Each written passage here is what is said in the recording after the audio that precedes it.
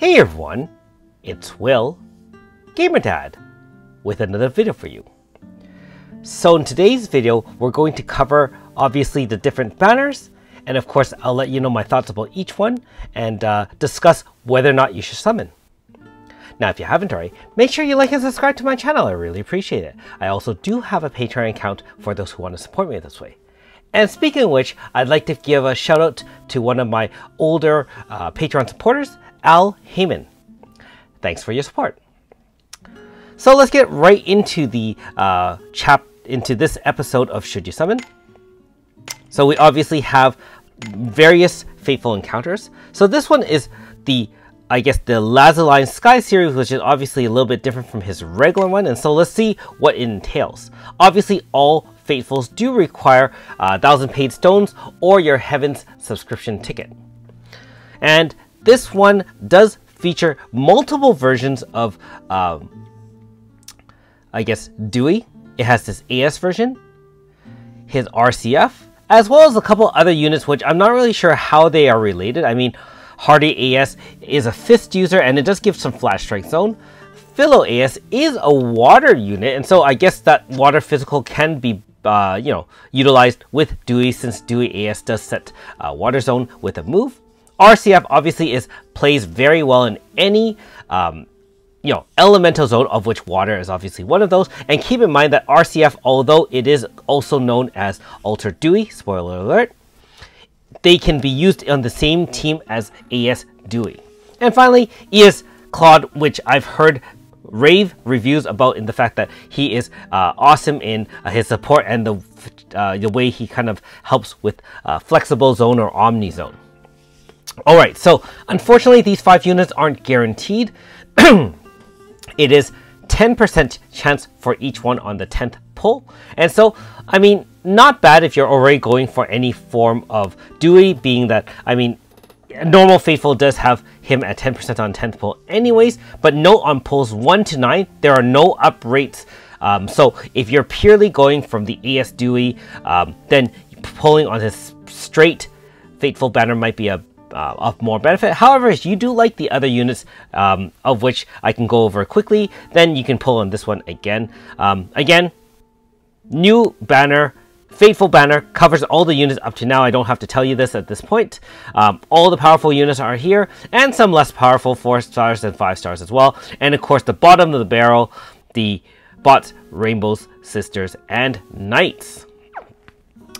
Okay, so should you summon? I think because most of the weight of this unit is probably on the AS Dewey, we'll focus on that, although we'll talk about the other 4 units. So I know that ES Claude is quite heavily promoted on the subreddit and can be used quite a bit in a lot of different advanced strats moves. He just has the ability to be flexible in terms of changing his zone setting move to weapon type zone setting move to any weapon type zone, considering he can kind of almost bless or kind of attach onto another unit. So for example, if he does his special move onto a Pierce unit, then he can start setting Pierce zone and so on and so forth. He also has end of turn heals and other nice little boosts and buffs. I believe he is a high crit damage boost, among other things as well. RCF, we can't say enough about RCF. You've seen me use him many times in different fights. The fact that he can boost while allowing your awakened zone to last 2 turns longer than normal, plus weapon type damage up, physical resistance up 50, type up and type down depending on elemental zone up to 75%, and so on and so forth. Quite good in any elemental zone. Now AS Hardy, although he's a little bit older, he's still one of the only 2 flash strike stance setters so far. I know there's going to be a free one in the near future. However, for now, in terms of setting, flash strike, quite great. Has the ability to do multi-hits as well, and that actually benefits, is very beneficial in many teams as well. And AS Phil is essentially an infinite non-dying unit that can kind of counter-attack for massive amounts of damage outside of AF. Again, I have not side graded him, but I've seen videos where he can do tremendous amounts of damage. And so, sorry, excuse me. If you like these units, you can summon them. Generally, I would say that of all 5 units, I would probably say ES Claude would probably be the most valuable, followed by RCF. The other 3 are not bad by any stretch, but again, it really depends on your roster and how it's constructed and what you need. Because, as you know, if you have really powerful units already, or you're not really into physical teams, then this banner won't be of much use to it. That is only one-time summon, by the way. Notice it's one-time summon. This standard AS Dewey, aka Phantom Thief, can be summoned twice.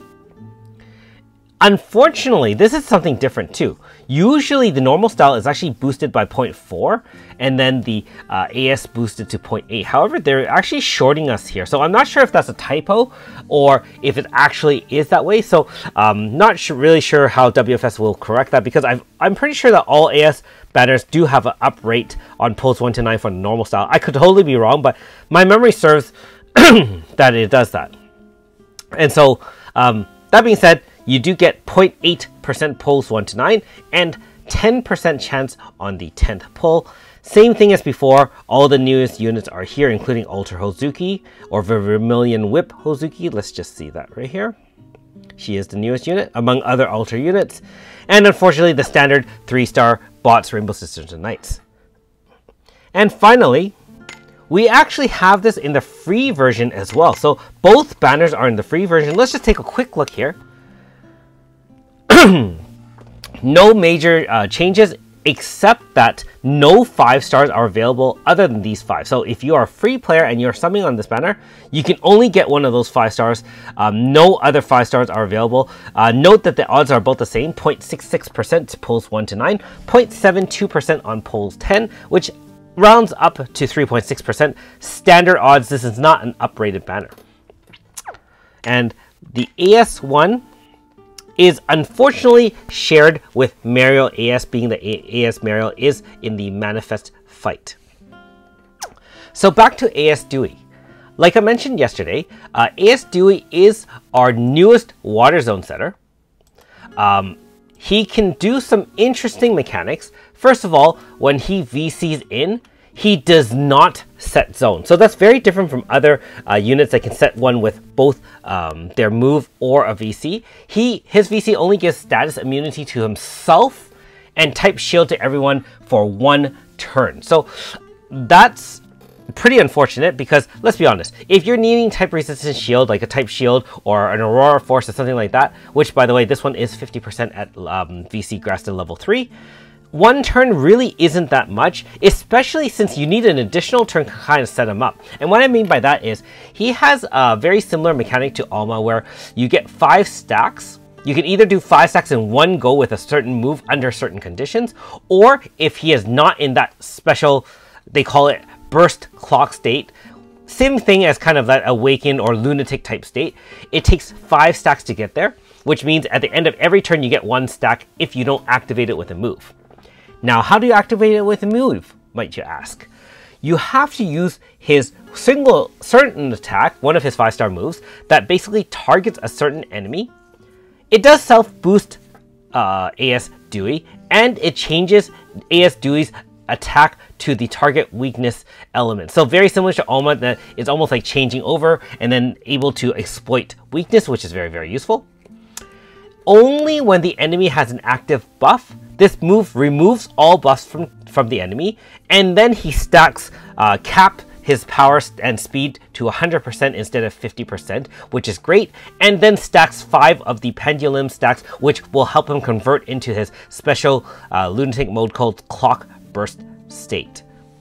And so if you've used Alma by in any experience, you'll know that you can't do a first turn AF. You need to have the first turn outside AF to do, in this case, 1 move that removes all buffs from the target.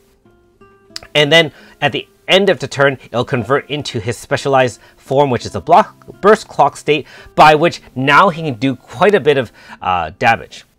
Now, that's one downside. The second downside is his moves, as much as his Steam Assist, which is a zone setting move, gives power plus 20 and water type attack plus 30 to his entire team for 3 turns. It is a very modest boost at this time. We're used to 50, 50, 50 at the very least, and in many cases 100, 100, 100 depending on what kind of units we're talking about, aka Orlea, AS Nakoko, you know, Efi, all the ones who boost tons and tons of stats give 50 or more. And so his 4-star Steam Assist really doesn't do much of that. Now his main DPS move does do a lot of damage, especially if he crits. And let's be honest, he can, once he is in his specialized mode, he auto crits. So he sets his own crit stance, guaranteed crit. However, he does not help his team. And so he is a very selfish DPS in that sense. His main DPS does do 3 times XL single target. It does apply physical resistance down 50%, and it gives him that multi-hit boost where if he does more than 3 hits, it'll do even more damage, and in his special burst clock state, it'll become 5 hits. And so his damage potential is very, very high, and the fact that he gives physical res down 50% is very, very nice. But his mods aren't even that high. I mean, we're talking closer to 1900 or 2000 mod. Manifested Shigiri is close to that. I know that Manifested Shigiri does have more, you know, requirement in that he has to be full HP and so on and so forth. But he also has other supportive moves that help his team by giving them all, for example, type attack plus 50, plus 30 for one move, plus other kind of water res down and physical res down. So, in terms of selfish DPS, not the most powerful by any stretch. The fact that he cannot set up on 1-turn AFs is really detriment to him, especially since he can set zone with a move. One major benefit is that he can remove all buffs from target. However, if you're relying on him to activate, not only remove all buffs from target, but activate his kind of lunatic stance, there are some enemies. Mind you, most bosses probably do buff themselves, but there are some enemies and super bosses that probably don't buff themselves, in which case he will not be able to first turn setup for his clock burst state. So overall, he does bring a lot to the table. He is one of the few units that can remove buffs from a target, and if you've used Mana back from Lord of Mana or IDA Part 3 as a free unit, you'll know how powerful Midnight Centurion is in terms of removing buffs from the enemy. Sometimes you rely on that, or for example, Banish the Grasta. Those ones remove buffs from your team as well, and this one only removes buffs from the single target that you target with AS Dewey. So he is unique in that sense and very powerful in that sense. But strictly speaking, we also do have a free Water Zone setter, aka Aisha. And we also have a free Water Zone Grasta, which I know might take a little bit of effort, but at this point, if you're talking about more of a veteran account, you'll have access to that. If you're a newer account and you just want to add something powerful to your team that gets you some flexibility, I suppose you can summon on it. I just don't think he brings enough to the table for you to, you know, concentrate some stones here. Being that the next few banners coming up that we can see from Japan's kind of upcoming content, I would prioritize those units and banners over this unit. Now, if you have plenty of stones, or you're a light spender or a whale and you have plenty of stones to spend, by all means summon for it. I just don't feel that he is a priority over other units at this point. One last thing to mention, this banner is available for 2 months as usual until July. And so if you want to come back to him after you've done your summoning on the other featured units in the future and gotten those units, you can definitely do so. I just wouldn't put this a priority. And like I said before, he seems very niche for his use, you know, so far. So, of course, let me know in the comments below what you think about my opinions and comments. I have heard from some of you already, and we do differ in our opinions and views. And so, hopefully, you know, I'm not offending anyone with my comments as to not summoning for him.